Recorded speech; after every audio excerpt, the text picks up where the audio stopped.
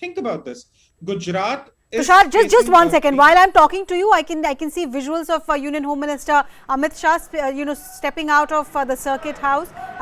He is going for the oath taking ceremony there, just leaving for that. And while we see those pictures, Payal is already there at that spot. She's already reported that he'll come back, and he will hold a couple of meetings as well. Payal, over to you. We can see the pictures of Amit Shah leaving. Yes, that's Amit Shah in that car. There's, of course, the Chief Minister is going to be taking charge. There's BL Santosh, the three critical people of the Bharatiya Janata Party over here leaving from the circuit house. They, in fact, will be going to the Raj Bhavan, where the oath-taking ceremony will take place at about 2:20 in the afternoon. A very, very critical photo opportunity over there as well, because there is, of course, Mr. Bhupendra Patel over there, who's going to be taking charge of Gujarat. In a few minutes from now, he'll officially be made sworn in as the Chief Minister as well.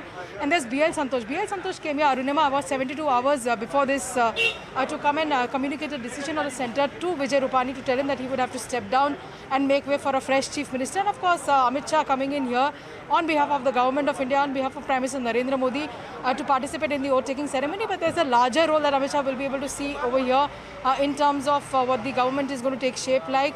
What is it that has to be concerned? Because, obviously the concern of Gujarat as a state in terms of election is something which Amit Shah also is very, very concerned with. Amit Shah may not be the party president, but he's pretty much involved, in a team with JP Nadda to work towards every election, whether it's a block level election or whether it's a parliamentary elections. They work together as a team as well, and they're not just looking at 2022 elections in Gujarat, which is a year and few months to go, but they are also looking at the larger picture in 2024 as well. So the BJP is constantly, as the opposition say, on an electioneering mode. They are constantly preparing themselves, ahead of the big tasks that are lined up for them. And it's a team, Narendra Modi, that you see on ground all the time, whether it's Amit Shah, whether it's JP Nadda, whether it is, of course, the other central leaders who've been sent over. There are two general secretaries who were asked to come in over here. As of course, Tarun Chugh was able to make it here. Bhupendra Yadav has had a long association with Gujarat. He was the in charge of Gujarat. Recently became the union minister in the Modi cabinet. But of course, he continues to have his impact on Gujarat, and that's one of the reasons he's also been here since the last 2 days. He was also flown in out of an emergency situation right from Dehradun. He was in Dehradun for an official function. From there, he just came down to Ahmedabad, has been here as well. He's expected to be there at the oath taking in a short while from now. But yes, that's where it really stands. Gujarat on the top of the mind as far as the Prime Minister is concerned, as far as the Home Minister is concerned. Both people are sons of the soil, and that is exactly what you're expecting to see. So we're going to expect to see those live visuals coming in about 5 to 10 minutes from now. Amit Shah would reach the venue in about the next 7 minutes or so, is what we're given to understand. Right. So we'll wait for those visuals to come in. Payal, thank you so much. I think you would need to go and get us those newsmakers and those photo ops as well. But Tushar, I had to interject there. You were telling us when the Bharatiya Janata Party central leadership decided on Bhupendra Patel, what is the administrative acumen that could have caught their eyes, that they decided that a first-time MLA is fit enough to be at the chair of the Gujarat Chief Minister? Right. See, let's get two things out of the way. One, the Patidar community factor. Two, his reputation and his connection to the grassroots. And three, I spoke with Pallavi also on this channel yesterday. And I told her he comes from a business fraternity. So he understands both the concerns well. That of the rural Patidar community and that of the business groups as well. So he can take all of them together. Having said that, let's look at the larger picture. Narendra Modi always says that we are not a party that plans things in the spur of the moment. We're always in a planning mode, in an electionary machinery mode, as you just said. And look at 2022. The challenge in Gujarat is that a majority of the young voters have not seen anything but the BJP as they've grown up.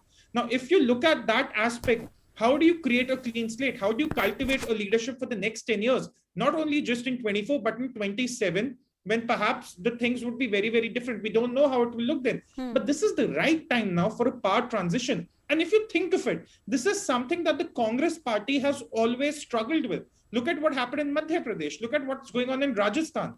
Look at what's happening in Punjab. This transition from the old guns to the young guns, this is what the Congress has always struggled with. The BJP is planning ahead. Now, if you talk about the administrative prowess of Bhupendra Patel, he's been working on the ground. He's headed some municipalities in Ahmedabad especially. So he has some administrative experience. But what he gets to the table is one, his reputation, his connection to the grassroots, the Patidar factor, and the very, very important clean slate that the BJP will now need in Gujarat. If you're seeing a cabinet, a completely new cabinet, this is an indicator that the BJP wants to start afresh, look at a fresh perspective as to what the people of Gujarat need, and cater to that. This is a sort of a course correction, you want to call it, but this is also a very, very important power transition from the old guns to the new guns. And this is what the Congress can really learn from.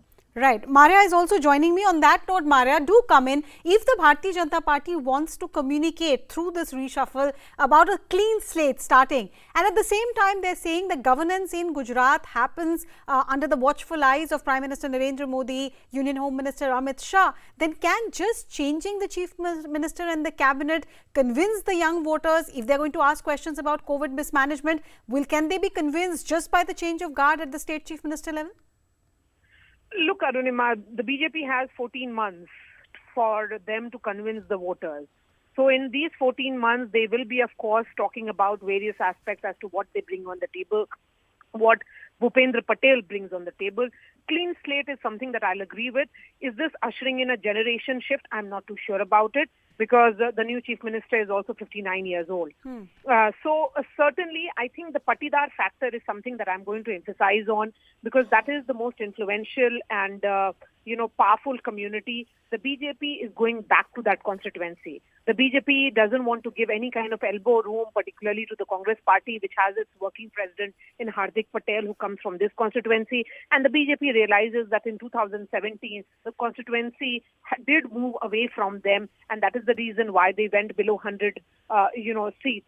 So certainly the BJP is trying to send this message, Arunima, and having covered the party, that going forward in 2024, while they look at catchment areas, say in Telangana, because they have managed to win 4 MPs there, so that is a new catchment area for the party. They are looking at, Odisha or even Bengal. These are catchment areas for the party where they want to better their performance from what they had in 2019. But the states where they are in power, the states where they have MPs, they would not want to go, ensure that those states are not lost. So this is a party, while they concentrate on UP elections, they concentrate on Uttarakhand, where 2 chief ministers have been changed in a matter of just 6 months. Here is a state which is the home turf for Prime Minister Modi and Home Minister Amit Shah. They understand this state like no other. That is the reason why they understand that this state is also, asking for change. This is the state which is also signaling that they would want to perhaps give another chance to the BJP, but they would also want to see some changes in the party. Right. So certainly, while they look at UP and Uttarakhand, these are 2 states that they are in power. They are also looking at states where they are in power, but they would want to retain going forward when the elections come. Right. And as I'm talking to you, I can see the visuals coming in live from Gandhinagar. Chief Minister of Haryana on your screen right now. Chief Minister of Madhya Pradesh is also there. Union Home Minister present. The Parliamentary Affairs Minister is there. The Agriculture Minister, the Health Minister, they're all there on the stage. And I think the incumbent there on your screen right now. So the proceedings about to begin. But Rashid Kidwai, while we wait for the proceedings to begin, if we talk about the party